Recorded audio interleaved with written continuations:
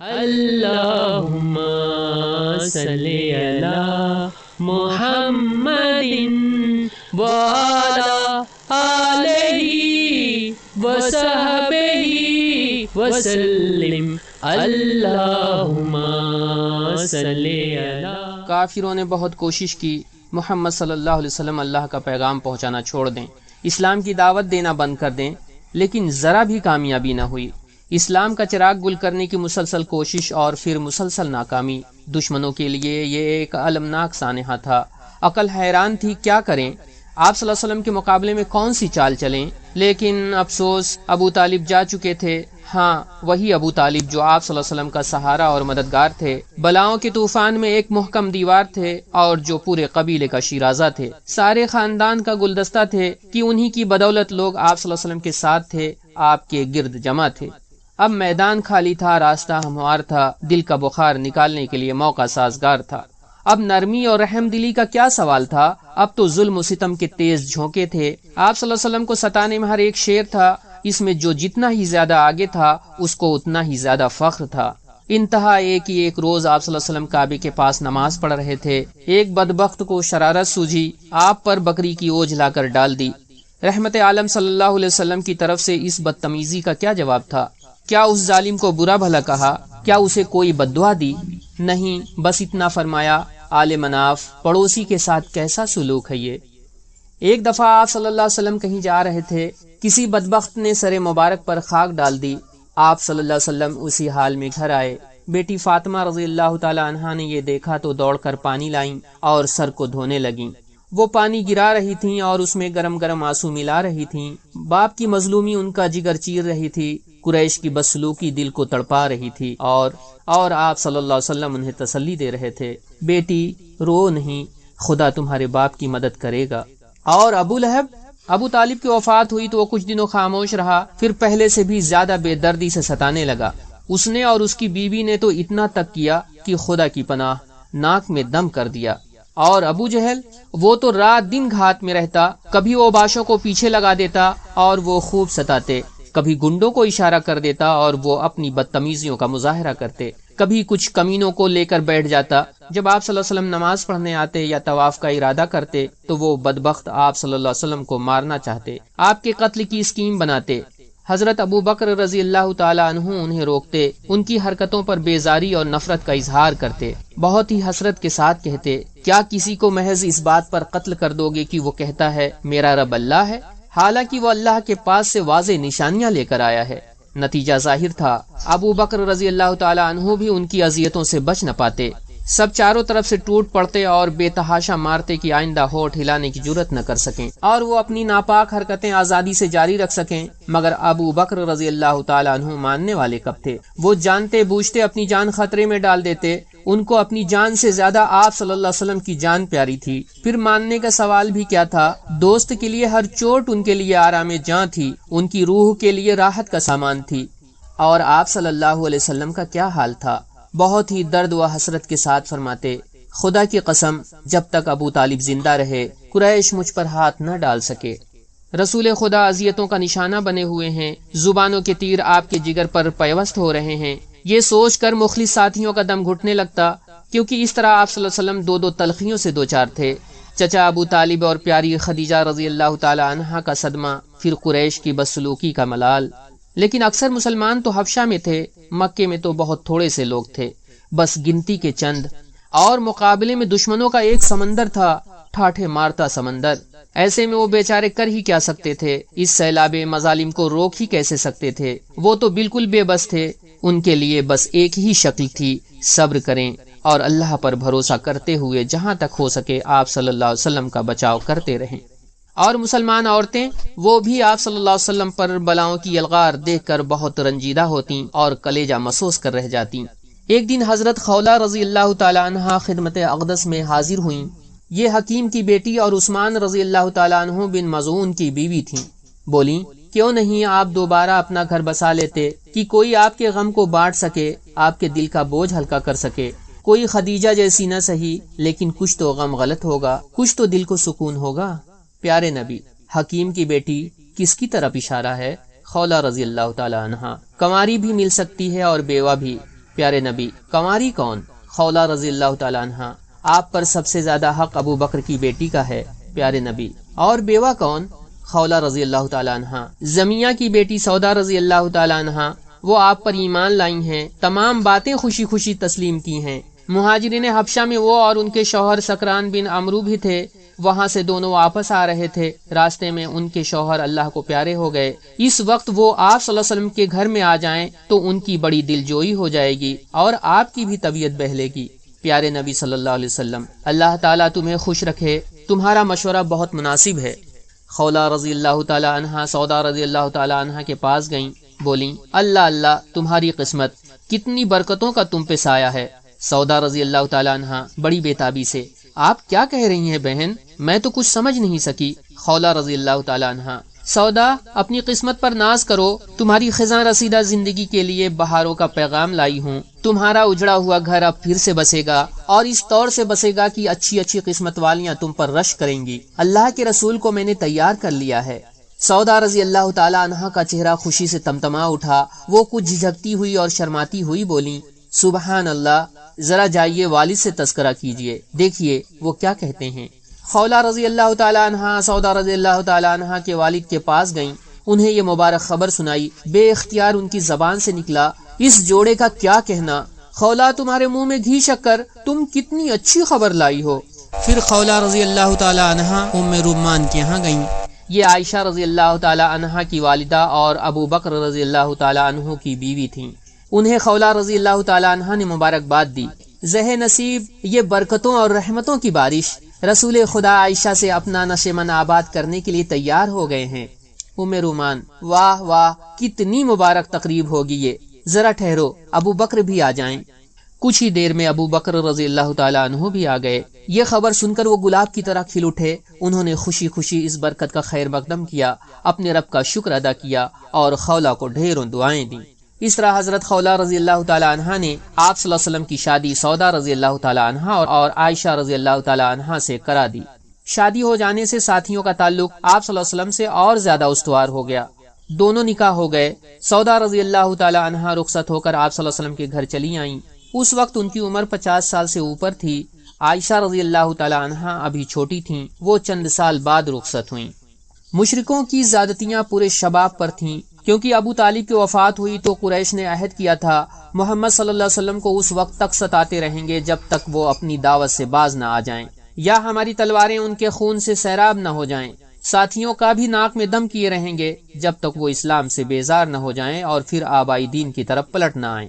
نبوت کا 10واں سال تھا، شوال کا مہینہ تھا۔ پیارے نبی صلی اللہ علیہ وسلم جب ان کی سختیوں سے تنگ آ گئے، صبر کا پیمانہ لبریز ہو گیا تو طائف کو روانہ ہوئے۔ طائف مکے سے تقریباً 60 میل کی دوری پر ہے۔ اس وقت آپ صلی اللہ علیہ وسلم انتہائی بے چین تھے، اور پھر اس بے چینی میں تنہائی مت پوچھو، دل پر کیا بیتی ہوگی۔ وہاں آپ صلی اللہ علیہ وسلم کیوں گئے تھے؟ صرف اس لیے کہ شاید وہاں والے حق کا ساتھ دیں اور آپ صلی اللہ علیہ وسلم ہر طرف حق کی شمع روشن کر سکیں۔ لیکن وہاں پہنچے تو معاملہ برعکس تھا، مدد کرنا تو درکنار، ان لوگوں نے اپنے ہاں ٹھہرانا بھی گوارا نہ کیا۔ نہایت ہٹ دھرمی سے نبوت کا انکار کر دیا، آپ صلی اللہ علیہ وسلم کی دعوت کو جھٹلا دیا اور بڑی بے شرمی سے آپ صلی اللہ علیہ وسلم کی طرف سے رخ پھیر لیا۔ ان کو بھی قریش کی طرح دین اسلام سے خطرہ تھا۔ طائف کی آب و ہوا بہت اچھی تھی، وہاں کی سرزمین بالکل باغ ارم تھی، انگور اور دوسرے پھلوں کی پیداوار بے انتہا تھی، اس لیے اشراف قریش گرمیاں وہیں گزارتے۔ عرب کا مشہور بت لات بھی وہیں تھا، کعبے کی طرح وہ بھی زیارت گاہ عام و خاص تھا۔ ان خصوصیات کی وجہ سے طائف بھی عرب کا بہت خاص اور متبرک شہر تھا۔ ان کو ڈر تھا اگر آپ صلی اللہ علیہ وسلم کو امان دے دی تو سارا قریش دشمن ہو جائے گا، پھر طائف کی یہ حیثیت اور خصوصیات خاک میں مل جائے گی۔ آپ صلی اللہ علیہ وسلم چاہتے تھے اہل مکہ کو طائف کا ماجرا معلوم نہ ہو، اندیشہ تھا اگر وہ لوگ جان گئے تو اور زیادہ مذاق اڑائیں گے اور ظلم و ستم میں پہلے سے بے باک ہو جائیں گے۔ وہاں سے رخصت ہونے لگے تو قبیلہ ثقیف کے ایک سردار سے فرمایا، تم لوگوں نے میری بات تو نہیں مانی، لیکن کم از کم میرے معاملے کو پوشیدہ رکھنا۔ لیکن وہ اس پر راضی نہ ہوئے۔ پھر یہی نہیں، طائف کے گنڈوں اور اوباشوں کو ابھار دیا۔ ان اوباشوں نے پائے مبارک پر اس طرح پتھر برسائے کہ آپ صلی اللہ علیہ وسلم کی جوتیاں خون سے بھر گئیں۔ جب آپ صلی اللہ علیہ وسلم زخموں سے نڈھال ہوتے، پتھر کھاتے کھاتے بے دم ہو جاتے تو بیٹھ جاتے۔ ظالموں کو اب بھی ترس نہ آتا، وہ ہاتھ پکڑ کر کھڑا کر دیتے۔ جب آپ صلی اللہ علیہ وسلم چلنے لگتے تو پھر پتھر برساتے، ساتھ ہی گالیاں دیتے، تالیاں بجاتے۔ اف، دنیا انسانیت کا کتنا عجیب اور المناک منظر تھا یہ۔ وہ ابر لطف جس کے سائے کو گلشن ترستے تھے، یہاں طائف میں اس کے جسم پر پتھر برستے تھے۔ اے محمد صلی اللہ علیہ وسلم، پیغمبری میں آپ نے جو جو پریشانیاں اٹھائیں، دعوت کی راہ میں جو جو سختیاں جھیلیں، ان کے بدلے میں اللہ آپ کا ہو گیا۔ آپ صلی اللہ علیہ وسلم چلتے رہے یہاں تک کہ بستی کے کنارے پہنچ گئے۔ وہاں ایک بہت بڑا باغ تھا، اس میں انگوروں کی بہت سی بیلیں تھیں، جگہ جگہ خوشنما خوشے لٹک رہے تھے۔ آپ صلی اللہ علیہ وسلم اسی باغ میں داخل ہو گئے۔ اس طرح کہیں جا کر آپ کی جان چھوٹی، نگاہیں بے اختیار آسمان کی طرف اٹھ گئیں۔ آپ صلی اللہ علیہ وسلم مولا سے گڑ گڑانے لگے، اپنی بے بسی کی فریاد کرنے لگے کہ اس کی رحمت کو جوش آئے اور آپ صلی اللہ علیہ وسلم کو اپنے دامن میں لے لے۔ زبان مبارک پر یہ الفاظ لرز رہے تھے: خدایا، میں اپنی بے بسی، بے چارگی اور لوگوں میں بے وقتی کی فریاد تجھی سے کرتا ہوں۔ اے رحمت کے بادشاہ، تو کمزوروں کا رب ہے، تو ہی میرا بھی رب ہے۔ تو مجھے کس کے حوالے کر رہا ہے؟ کیا کسی بیگانے کے جو مجھے دیکھ کر تیوری چڑھائے؟ کیا کسی دشمن کے جس کو تو نے مجھ پر قابو دے دیا ہو؟ خدایا، اگر تو مجھ سے ناراض نہیں تو پھر مجھ کو کوئی پرواہ نہیں، لیکن تیری عافیت میرے لیے زیادہ آرام دہ ہے۔ میں پناہ چاہتا ہوں تیرے چہرے کے نور سے، جس سے ساری تاریکیاں کافور ہو گئیں اور جس پر دونوں جہاں کا نظام قائم ہے۔ میں پناہ چاہتا ہوں اس بات سے کہ مجھ پر تیرا عتاب ہو یا تو مجھ سے روٹھ جائے۔ جب تک تو خوش نہ ہو جائے تجھے منائے جانا ناگزیر ہے۔ ساری طاقتیں اور ساری تدبیریں تیرے ہی ہاتھ میں ہیں۔ یہ باغ جس میں آ کر آپ صلی اللہ علیہ وسلم ٹھہرے تھے، یہ دو آدمیوں کا تھا۔ ایک کا نام عتبہ تھا، دوسرے کا شیبہ۔ یہ ربیہ کے بیٹے تھے۔ دونوں نے اپنی آنکھوں سے سارا ماجرا دیکھا تھا۔ وہ دردناک منظر ان کی نگاہوں میں تھا جب قوم کے گنڈے آپ پر پتھراؤ کر رہے تھے۔ آپ خون میں نہائے ہوئے تھے، بڑی بے کسی اور بے قراری کے عالم میں آگے بڑھ رہے تھے۔ دونوں کو بڑا ترس آیا۔ آپ صلی اللہ علیہ وسلم کی مظلومی پر ان کا دل بھر آیا۔ فوراً عیسائی غلام کو آواز دی: عداس، باغ سے انگور کا خوشہ توڑو اور ایک پلیٹ میں لے جا کر اس آدمی کو دے دو، کہو اسے کھا لے۔ عداس نے حکم کی تعمیل کی۔ وہ انگور لے کر آپ صلی اللہ علیہ وسلم کے پاس آیا، سامنے رکھتے ہوئے بولا: اسے کھا لیجئے۔ آپ صلی اللہ علیہ وسلم نے بسم اللہ الرحمن الرحیم کہتے ہوئے ہاتھ بڑھایا اور کھانے لگے۔ عداس ہکا بکا سا ہو گیا، حیران ہو کر بولا: خدا کی قسم، یہاں تو کبھی کسی زبان سے اس طرح کا فکرہ سنا نہیں۔ حضور، تم کون ہو؟ کہاں کے رہنے والے ہو اور کس مذہب کے پیرو ہو؟ عداس: میں نینوا کا رہنے والا ہوں، عیسائی مذہب کا پیرو ہوں، نام میرا عداس ہے۔ حضور، یونس بن متی کی بستی کے، وہ تو بہت اونچے انسان تھے۔ یہ سن کر عداس کی حیرانی اور بڑھی۔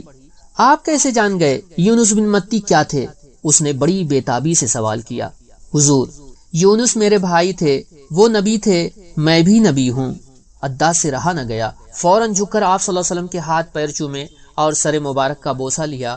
عتبہ اور شیبہ سب دیکھ رہے تھے، سخت حیران تھے، ماجرا کیا ہے؟ عداس لوٹ کر گیا تو بولے: میاں عداس، اس آدمی کے ہاتھ پیر کیوں چوم رہے تھے؟